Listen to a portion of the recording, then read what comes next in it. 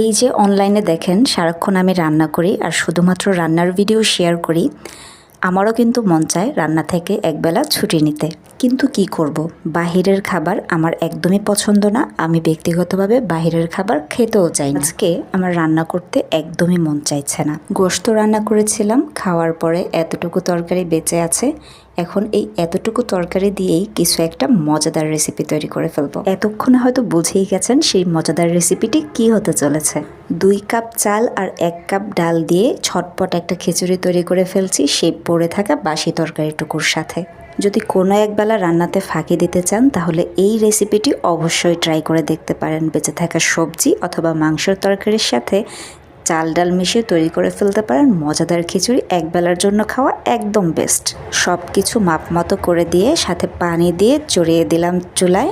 এবার বলক উঠলে ঢাকনা দিয়ে আমি তো গিয়ে 15 মিনিট ঘুম দিব। দেখেন কি সুন্দর ঝরঝরে মজাদার খিচুড়ি তৈরি হয়ে গেছে। হোটেলের খিচুড়িগুলো ফেল করবে এই খিচুড়ির টেস্ট। খিচুড়ি খেতে চাইলে সবসময় যে আয়োজন করে খিচুড়ি খেতে হবে এমনটা কিন্তু নয়। একবেলা হুটহাট আপনার বেঁচে যাওয়া যে কোনো তরকারি দিয়েই তৈরি করে ফেলতে পারেন মজাদার খিচুড়ি। আমি তো ভাই খাওয়া শুরু করি, ক্ষুধা লেগেছে অনেক। সবাই ভালো থাকবেন, আল্লাহ হাফেজ। নিজের প্রতি যত্ন নেবেন, পরিবারের প্রতি যত্ন